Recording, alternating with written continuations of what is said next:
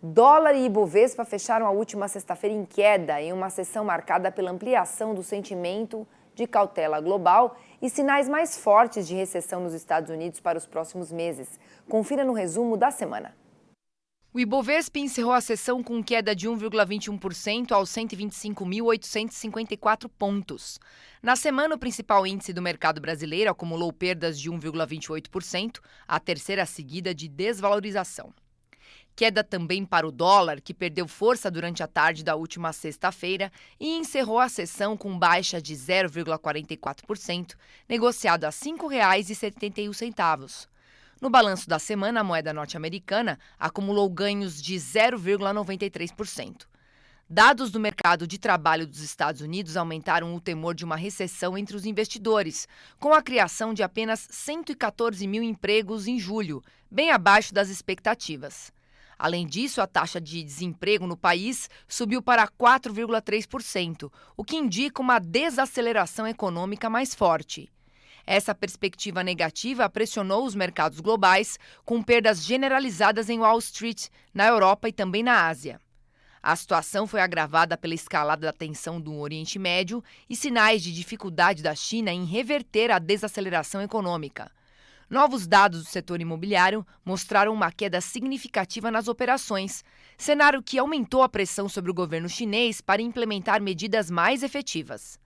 Já o aumento dos conflitos entre Irã e Israel impactou negativamente o preço das commodities, contribuindo para o clima de pessimismo nos mercados financeiros.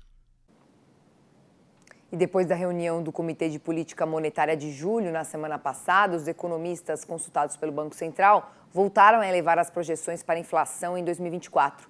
As informações estão no Boletim Focus, divulgado na manhã desta segunda-feira. A previsão para o IPCA, índice que mede a inflação oficial do país, subiu de 4,10% para 4,12%. Leve alta também para o PIB, Produto Interno Bruto, que passa de 2,19% para 2,20%. Para o dólar, as estimativas ficaram estáveis e a moeda norte-americana deve encerrar o ano cotada a R$ 5,30. Pela sétima semana consecutiva, analistas financeiros mantiveram as projeções da Selic, a taxa básica de juros, em 10,5%. E após uma semana muito decisiva, no mercado financeiro, com definição de juros no Brasil e nos Estados Unidos, a segunda-feira começa com pressão nos mercados globais. O economista do PicPay, o Igor Cadillac, ele fala agora sobre os destaques da agenda econômica desta semana. Boa tarde, Igor. Boa tarde, Priscila. Bom, antes da gente falar um pouquinho mais sobre essa semana, eu só queria fazer uma breve recapitulação do que a gente viu na semana passada, Bom, a gente teve ali uma semana com várias decisões de juros ao redor do mundo, mas o que realmente chamou a atenção foram os dados de atividade, principalmente emprego dos Estados Unidos, que vieram bem abaixo, Então, aquela discussão de, será que a desaceleração econômica tem sido saudável? Ela deu espaço para, será que essa desaceleração ela não tem sido mais forte, mais estrutural e podendo, inclusive, vir a ser uma recessão? Então, desde então, essa foi a mudança de narrativa dos mercados, Claro que essa é uma discussão que está só começando, mas esse movimento já tem sido muito expressivo. Então, quando a gente olha aí, a gente tem visto, juros bastante para baixo, e uma completa aversão a risco, na verdade, Então, são bolsas para baixo, commodity para baixo, emergentes sofrendo. Então, é um ponto aí de atenção, pode ser um ponto de inflexão. Então, a gente está bastante de olho e acredita que, não só nessa semana, mas por mais um bom tempo, essa vai ser uma discussão bem importante aí nos mercados, Só aproveitando também esse gancho, a agenda dessa semana é menos movimentada, principalmente nos Estados Unidos. Acabou de sair o principal dado econômico deles lá nessa semana, que foi o ISM de serviços. Ele veio um pouquinho mais forte que o esperado, mas a interpretação principal é de que foi uma melhora apenas moderada, assim, em julho, Isso pode até dar uma leve animada nesse cenário que eu comentei com você, mas não altera ele completamente, Aí, vindo então para o principal destaque dessa semana, vem aqui do Brasil. Então, amanhã mesmo já sai a ata do Copom, lá da nossa última reunião, que manteve a Selic inalterada em 10,5%, E a mensagem que a gente viu lá foi uma mensagem para menos juros, Mais dovish, como a gente costuma dizer. Mas o balanço de risco ali, que era simétrico, agora tem mais elementos altistas, Então, esse documento ele vai ser muito importante aí para a gente até entender mais detalhes dessa decisão, é claro, mas também ver como que está a perspectiva futura do nosso BC. E na sexta também sai o nosso IPCA de julho.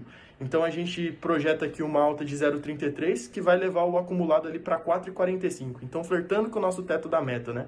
Serviços de administrados vão seguir pressionados, então são as passagens aéreas revertendo para o positivo. A gente viu a bandeira tarifária da energia elétrica indo para o amarelo, né? E também a gente teve a alta dos combustíveis, então tudo isso vai pesar. Por outro lado, a gente tem aí o começo de inverno, que tende a ser bom para os alimentos e também para bens industriais, né? Então tem uma sazonalidade boa.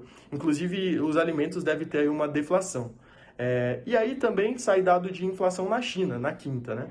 A gente espera que os preços ao consumidor ele tenha uma leve alta, aí, principalmente pelos produtos agrícolas, carne suína, e também o período lá é de verão. Então, os serviços devem seguir bem pressionados. Por outro lado, quando a gente olha para os preços do produtor, eles devem cair num nível ali de quase 1%, né? Então, é bem significativo. Isso tudo por conta das commodities, né? Ou seja, né, são dados aí que mostram, mais dados que mostram que a demanda por lá ainda está bem baixa, né? Isso tudo é bem relevante para o Brasil, vamos ver.